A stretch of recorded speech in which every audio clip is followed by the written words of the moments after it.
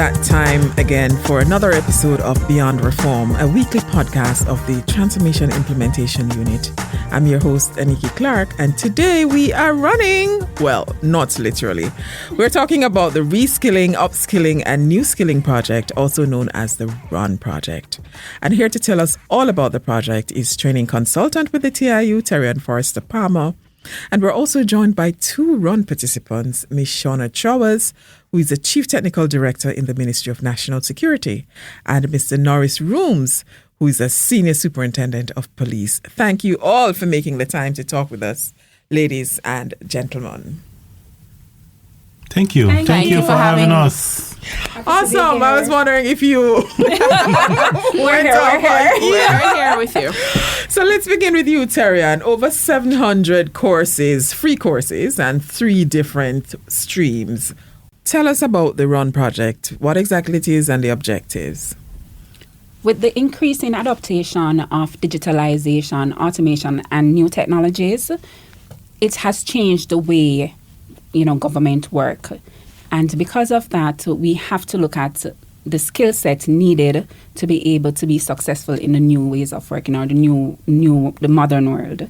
So the Reskilling, Upskilling, and Introducing New Skills, RUN, is a just-in-time online program where persons are able to complete courses and get certifications that will help prepare them for the future of work and to improve their effectiveness, efficiency, and competitiveness in today's public sector world.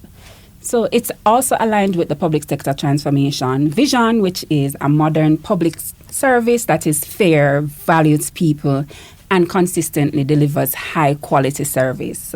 So RUN is just our ongoing commitment to invest in our people's development by providing opportunities for employees to acquire the requisite knowledge and skills to remain current and technically astute. So training is no longer viewed as a perk, but an expectation. It's a requirement. Okay. And you mentioned 3 streams, Reskilling, Upskilling, New-Skilling. Take me through each of those streams.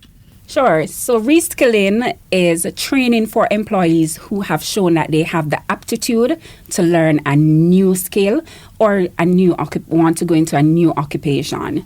An example is because, again, of digitalization, an administrator who usually uses or who usually writes down data can now focus on inputting that information in an Excel program. And that will be a skill that is desirous in this new modern world. And let me bring it a bit further.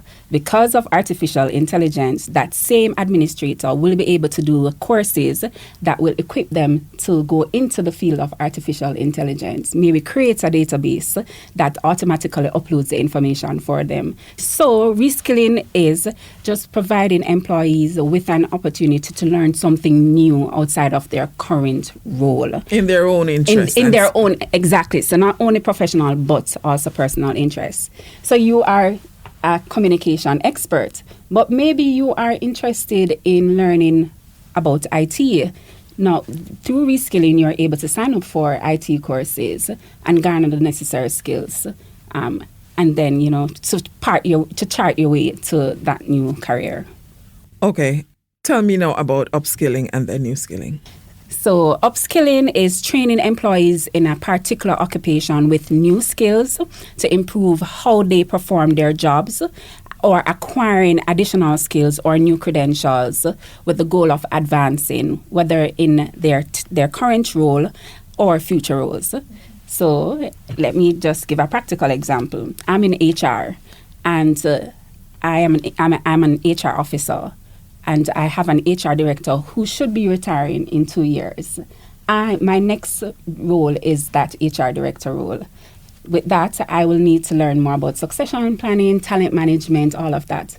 If I'm serious, I can sign up for upskilling and I can get the necessary skills and knowledge to prepare me for that future role. So it's advancing in your current, but also looking towards the future. Okay. We're changing the way how we view talent. All right. And then new skilling? The New Skilling program is all about equipping our employees with the requisite skills and knowledge needed to perform in the new ways of working. I'll give you another example. cybersecurity awareness is key for us to be able to thrive in this digital age. Every day we are bombarded with phishing emails, with scamming alerts. So, and this is just in our personal life. It also happens in the professional life, in the professional sphere. So we want to ensure that we provide the training opportunities or the learning opportunities for a person to close those gaps. So we're focusing on interpersonal skills. How do we communicate in the new modern age? We're looking at cybersecurity awareness skills. We're looking at artificial intelligence and also leadership as well. That's critical. So we are, again, focusing on those core skills or what we call soft skills needed to be successful. Okay, so just to recap for our listeners, if it is that you want to participate in upskilling, that boat has gone out of the harbor. Yes. But you still have the opportunity to do reskilling courses as well as new skilling through HR. Correct. Well, awesome. Let me fix. So reskilling, you are actually able to sign up on your own. Correct. So no need to go through HR. There is a link that you can log on to the Public Sector Transformation website, and under the Reskilling section, you'll be able to select the link, complete the registration, and you are automatically enrolled within 24 hours. That program goes up until March 2025. Okay. So you have, 5 months remaining for you to participate in the reskilling program. Again, no approval or selection is required. Okay. For new skilling, it is managed by HR. So once the MDA is participating in that cohort, HR will select the persons, and they will be able to participate within 3 months and to complete their courses. Thank you very much for that, Terry-Ann. And I see Senior Superintendent Rooms nodding quite a bit throughout while you were speaking. You've successfully completed 4 courses. What motivated you to sign up? Well, let I correct you. It's 9. 9? You've completed 9 courses. Last time I checked, it was 5, but 9. Yeah, 9. Wow. Okay. Congrats to you. Wow. In his field of work, he's a serial participant, right? Yes. But, Norris, I'm happy to hear that. But you do have competition. I've seen persons completing over 20 courses since we launched this program. But, he has I know. I'm catching up. It's still impressive. All right. So share with us, Senior Soup, what motivated you to sign up? What motivated me to do this course is that I was called. They told me that I was called to find out if 2 persons that applied for the course were still working with us, with the JCF. These are members that are not sworn members, but unsworn members. And I did say yes. And I said, what course is this? And they said that. I was told, didn't you see that we sent out something to say there's a course to upscale and do all of that? Why don't you sign up? And I say, maybe. And I was encouraged by a good friend of mine to sign up, and I signed up, and here I am. Okay. And it is just anything that I ask my staff to do, I also do it. So because I want to encourage them to do the course, I'm doing the course. So what are some of those courses that you've taken? Artificial intelligence, and I'm doing a certificate program in cybercrime. Okay. Because that is the way to go. And I also did one in management. All right. Because although I'm a senior soup, you still have to manage people, manage your time, and you have a lot of new experiences, a new whole upskilling program where management is concerned, especially in this modern age. Awesome.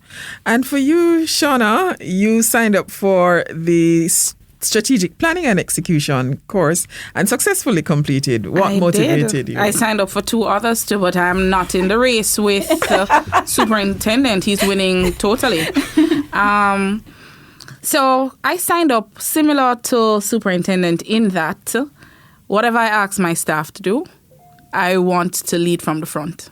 And so I would have heard about the course, and in encouraging them, I said, okay, let me sign up. When I saw the range of courses, I thought to myself, well, it is important for us to upskill. So that was the segment that I chose because what gets us there doesn't necessarily keep us there. The world changes. We need additional knowledge. It's important for not only professional but personal development. In my role, we look mostly at the strategic. And it was important for me to, even though I have been working in the field, I wanted to know if there were any new approaches to strategic planning and execution. The other course that I chose was HR because people, our people element is quite important. We work almost every day through others. Whether we lead them, we manage their processes, and we need to learn how to negotiate that space effectively. And so I thought HR was really one of those skill sets that you can't get enough of. Right. And so that's another course that I'm hoping, fingers crossed, You will. to complete very soon. So that was my reason. Very good. And how has the experience been for you? Accessing the platform, the convenience, the course content, and so on. Listen to me, Aniki. If this course wasn't online, I probably would have been a dropout. So I want to say that I want to plug the fact that it is very accessible. Because of the nature of the job sometimes, I am not maybe one of those persons that are dedicated every single day, but I have the ability to catch up. One of the things that I found very beneficial for me is that where I had missed a deadline, I had the ability to reset the deadline because I didn't want to skip the course. I wanted to actually go through the course material, take the testing, and it allowed me that. So I found it extremely convenient. The upskilling is done through Coursera. There's a plethora of courses, even some things that I never thought about. Another one I'm looking at is probably the cybersecurity. And maybe I can compete with superintendent. And I just found it very easy. Yes. I found it very easy to maneuver and very convenient. Was that the same experience for you, senior superintendent rooms? Yes, it's it's a very easy course to manage, and so sometimes when I'm at home and not busy, or even in the nights, I can tell you, Friday night, Saturday night, and Sunday night, I went to bed after 12. Just by, you just feel motivated. You want to just complete another module in the course. So having it online, and this is my third course doing online. I did a course with IADB online also, and I did a course with Mind online. So it is nothing new to me to do courses online. So you think that the fact that the courses are available online is very beneficial to participants? Yes, it is. And these videos and these materials are clear, concise, precise, so you can learn. Okay. So, as I said before, in doing this course, I was speaking to a staff member of mine and was asking her if we are doing the things that we're supposed to be doing, and she said not all of them but some of them. And at that time now I said no, we have to look at how we do things, we have to refocus, and we have to put measures in place.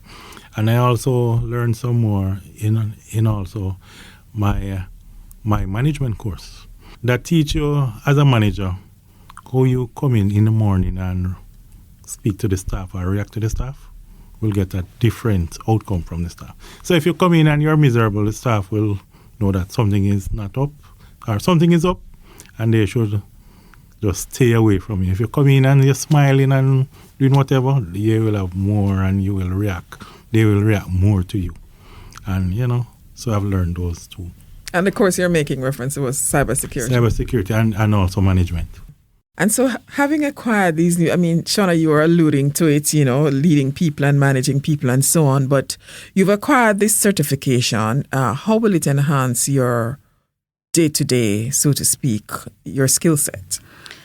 Well, I think it has already, and I want to talk about the human resource, even though I've completed only the first segment, which means you get a certificate, but it's a series of courses that leads to a certain qualification, which is international based. So I have a certificate already. One of the things that I you kind of know anecdotally, but you really get to know the science behind succession planning, career pathing. How do you really bring out the potential? Because as leaders, that's really what you are asked to do. You're asked to assess those who work with you and bring out their full potential. Also, where persons may not have the sense of awareness, to guide them in a certain way. And I thought just having that knowledge, looking at some of the HR practices and the science behind it, because it's not only an art, I found that it made my approach very different. It made me more thoughtful in terms of how I would mentor and look at the potential persons in terms of career pathing and succession planning. So it gave me a more insight than I had before. Awesome. How does that feel listening to both Shauna and Norris talk about the impact of the course? Truly inspiring. It's great to know that we have leaders who are thinking not just, about their employees' development from, how I can get them to, pull them, but it's you're looking at the psychology behind talent development, which is important. You mentioned coaching. It's not just, bringing them along, but also how do you equip them with the skills to move to the next level? I believe leadership is leaders leading leaders. And when you spoke about when you were talking, I envisioned that. So it's inspiring. I believe that, that's one of the reasons why I really love the Run program, because you are able to do courses outside of just your technical competencies or your technical skills, or just leadership. You are doing HR. So you're thinking, okay, not just how can I lead, but how can I get people, how can I attract the right talent, how can I develop the right talent, how can I get them in the right position. So I am truly, again, inspired by this. And what's next for the project? All right, so Run will continue. So we're going to call it Run 2.0. So we are going to try and ensure that we are able to engage more persons to participate in the program. For this year, for Upskilling, we had over 1,000 persons participating. The aim is to ensure that we are able to double that and more.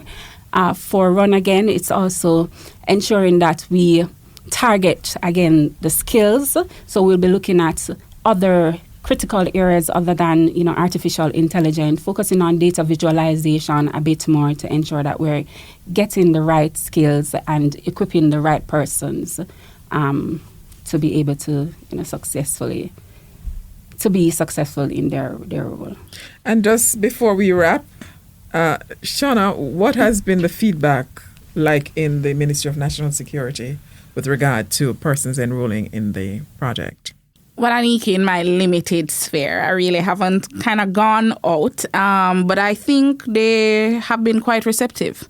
I do know, though, and I was speaking to Terrian earlier, that the reskilling is something that when I go back, I really will be pushing. And I do appreciate that there were, what would I call it? Limited resources, because we don't have endless resources in terms of the upskilling and new-skilling. And so some persons I know would have felt a little disappointed because they were so excited about upskilling and maybe this year they didn't get a chance to.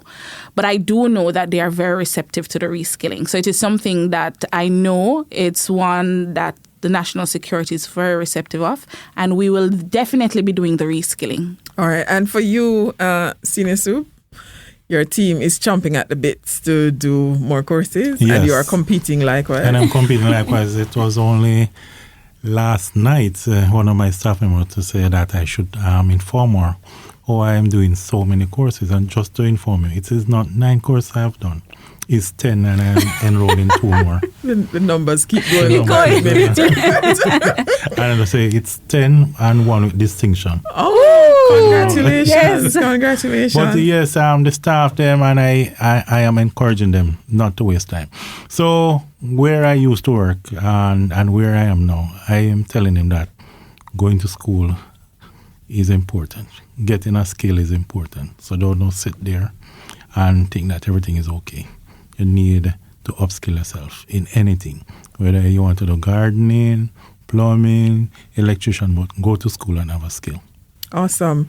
And just to recap those important dates, Terian, persons can enroll in reskilling courses up to March 2025, and for upskilling, you have up until April 2025 to complete your courses. right.